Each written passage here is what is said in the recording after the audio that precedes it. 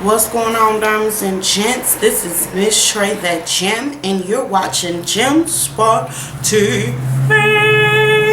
How you doing? How your mama doing? Daddy doing? How about you doing? Now, hold on. Let me put this window down so y'all can hear me. Is this early? I don't wear makeup every day, so you're gonna get what you get today, okay? But this is gonna be a Iyanla Fix My Life recap, my take on it, what I saw, and all that good stuff. But what I want you to do, if you haven't, I need you to subscribe.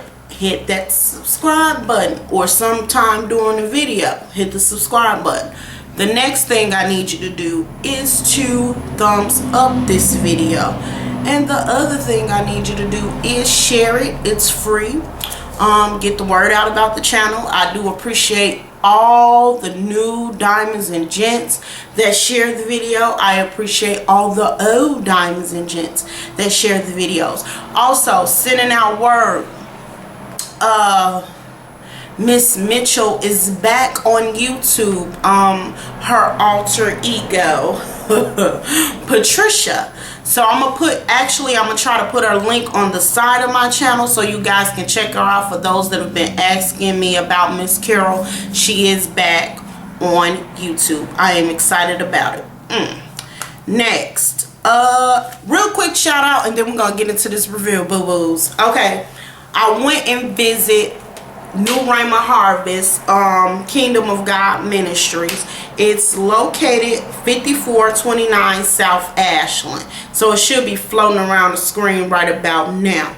Now, the reason why I'm shouting them out, and I normally don't, shout out churches or whatever, but I enjoyed myself. It was a place where you really just felt the love of God. It's a small community of people, and go check them out. If you're in the Chicagoland area and you want to hear the word of God and you want to hear it broken down and be amongst a man and a woman of God that are about God's people, shouts out to Willie Hawkins and Pastor Belinda Hawkins. If you want to be amongst people that really just sold out for God and love God, and you're saved and you need a church home and you want to just visit, go check them out and tell them Miss Trey That Gem sent you. Alright, let's get on into this Iyanla Fix My Life. Okay, so honey bunches. So Iyanla was fixing the life of two siblings and a mother. Two daughters, I should say, and a mother. She started off with, well, from what I caught up to, I think, she started off talking to the oldest daughter, which I think her name was Kim. I'm not sure. And Kim just began to tell, Iyanla about how, her mom, every time she got with a man, she would adapt to whatever that man was in her life. She got with one particular man that was pretty abusive and told her, to abuse her daughter, and she listened and did it. And so Iyanla, what I love she did, she had this stick cushion that was like a heart, and for everything that was hurtful or things that she just made a stick a pin in it,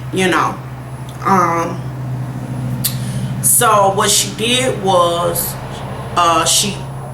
the girl began to, the woman, because she is a woman, began to open up to Iyanla and really just, let it hang out, like how she blamed her mother for certain things and things like that.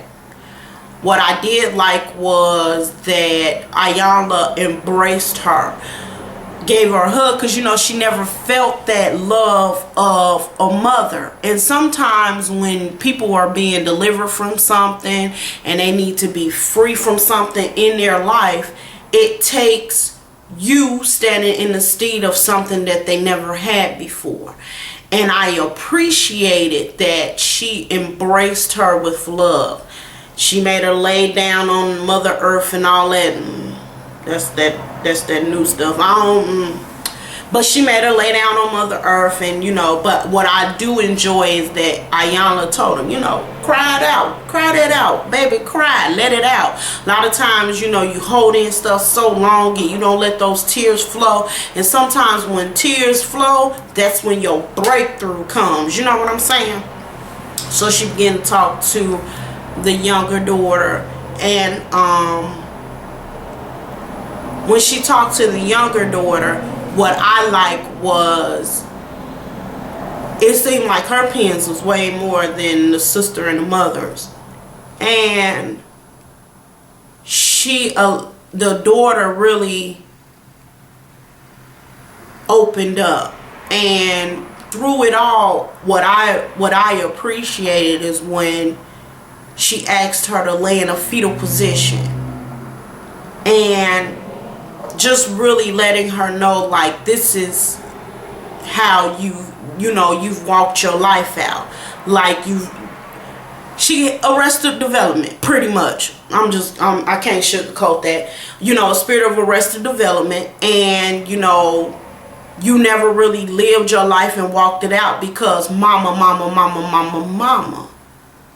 But what I liked that she realized was that mama is a woman too, with her own issues, her own schisms, and mama never knew how to be a mama because mama was never cared for as a daughter. You understand what I'm saying? And a lot of times in life, and what I was getting from it was, you have to be nurtured as a daughter properly before you can be a mother. And that's what's wrong in, I feel, my community.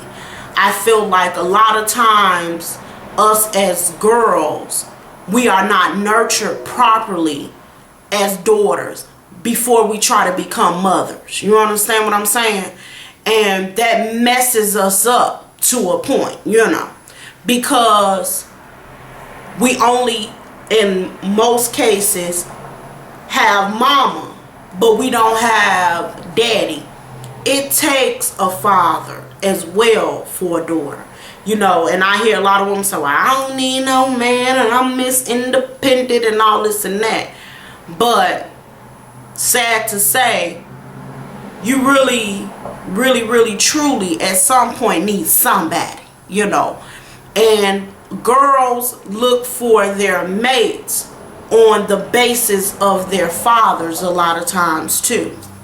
And so I feel like, mama was never nurtured and felt safe as a daughter to become a mother. So when she got with all those men, she was looking for love and the safety that she never felt. And soon as I was typing, maybe mama, got raped or something on Twitter. I am active on the Twitter. So what you can do is, follow me on Twitter, and as these episodes are on, I do tweet. So when mama opened up to Iyanla, she was like, I got raped, and a flood of tears came out because she never admitted that truth. And it's something about when you never admit that kind of truth in your life. You know what I'm saying? And she really got a chance to admit that out her mouth. And she began to just open up to Iyanla. And then Iyanla, in return, said, okay, well, you realize you sold your daughters for a man, but really she did. I ain't taking nothing from her from that. She did. But she sold them for so much more. She sold them for, I want to be safe. I want to feel this safe haven I never felt before. I want to be, and it's sad to say, but when mother was crying it out, nobody embraced her. And what I noticed out of that whole scenario, the daughters were so hurt and had so much pain that they could not connect to their mother being a woman, but the younger daughter did. And I was it was like I was outdone at how the younger daughter was able to say, you know what, I see mama. Because mama, let me tell you something. When people try to get deliverance and folk don't love on them or embrace it, because love cover a multitude of things, trust. When people don't embrace it, that wall will go up so fast, baby. And let me tell you, it's easier to win a whole city than it is to win a man with a hardened heart. I'm trying to tell you. And that woman was about to get the hardest heart, because she started looking at them like they were looking at her like emotionless. They didn't care nothing. And what I liked was when the daughter was talking to her, she just looked at her mom. And Iyanla said something that made them click. Like, you realize that mama not just saying she's sorry. Her whole being is sorry. You understand what I'm saying? When you tell, my mama tell me she's been raped or whatever, you know, instantly something should have clicked with the girls, but didn't. It was still trying to throw salt on wounds. Like, okay, how much more salt you gonna throw on the wound? I know what I did to you. You know, I'm not making excuses for it, but it was because I never knew what to do. Because I was hurt, I was abused, I was raped multiple times. Okay, as a little girl. So I don't know what the hell to do. You know what I'm talking about? I don't know what to do, you know. And so when she finally looked at her mom and she was telling her mom, and her mom said, you know what, honey? And it was like this time mom was saying, like, look, this is like it. I'm going to say I'm sorry, but y'all don't even listening to what I'm telling you. It's not registering.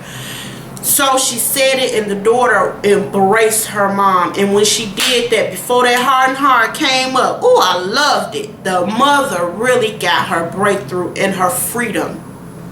And I can't believe and say that she got delivered off that embrace. Because it seems like, for real serious, if you really want to know the truth, mama never felt that kind of love.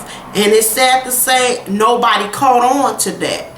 She always was with a man that never really loved or cared about her. She was with, they were after hidden agendas every time they were with her. They were abusive, they were hurtful. She'd been misused, abused, never felt true love. And it wasn't coming from her daughters, because her daughters never felt true love from her. So the breakthrough point was when mama finally got that hug she always wanted in her life. And that, Iyanla, fixed my life. I ain't even gonna lie, I got my life and got it again. When that woman got that hug from her child, it was like I felt the love of God. I felt that love just oozing through them. It was good. It was good. And I love that episode. And check your local own listings, honeys, and get on that Iyanla Fix My Life and all that good stuff. And I think the next one is going to be even good and juicier than this one was. So, diamonds, you are the toughest material on the earth, ladies, and there's none like you. Gents, you're no longer boys when you watch this channel. And to all my darlings, appreciate you, appreciate you, appreciate you. Mwah.